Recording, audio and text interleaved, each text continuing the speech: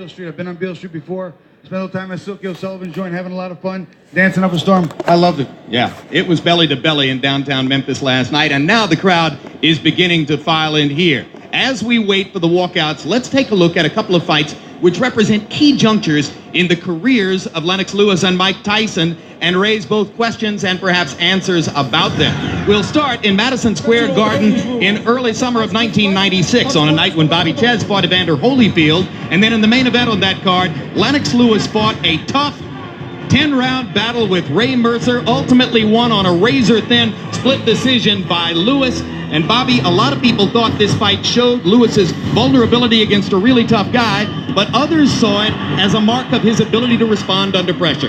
Well, he responded under pressure well. I thought he just barely outpointed Ray Mercer, but I don't think Ray Mercer trained well enough for that fight. Mike's not going to come in anything less than perfect shape, is my assumption, with a fighter as big and as dangerous as Lennox.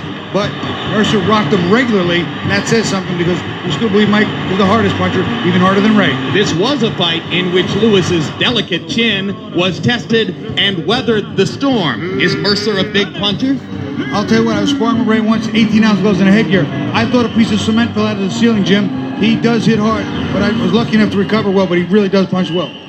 Lennox Lewis was ultimately able to win the 10th round of that fight and gain victory, he says, largely through the advice of Emmanuel Stewart, who helped him get through what was probably the toughest fight that Lennox Lewis ever won. Let's turn to the career of Mike Tyson and the question of how Tyson has done against taller fighters. We're going to take a look at a 12-round fight from relatively early in Mike's career, 1987, against former heavyweight champion Tony Tucker. And some see this fight, Bobby, as evidence that Tyson has had difficulty finishing larger opponents like Tucker. Right, but the key here is he went to 12 rounds. He won probably 10 of the 12 rounds. I was at that fight. Tucker's tough.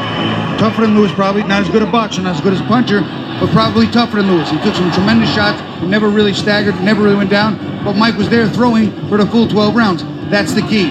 If this fight goes late and Mike is still in shape, he still can win a decision. Further action from 1987, the much younger Mike Tyson against Tony Tucker. You can see that Tucker landed a couple of big shots in this fight. Nobody has ever really questioned Tyson's chin. Tyson has indeed been twice a victim of knockout loss, but not as the result of one punch. And there you see a graphic which suggests that against larger fighters, Tyson usually fights a longer fight. Against shorter fighters, many more quick knockouts. But then again, Bobby, some of the taller fighters he fought were simply better than the smaller guys. So that's true. If you have talent, whether you're tall or you're short, you're going to bring it to the table and use it to the best of your ability. And it's, again, when you're tall, when you got that reach and height, it acts as a built-in defense. It makes it tough.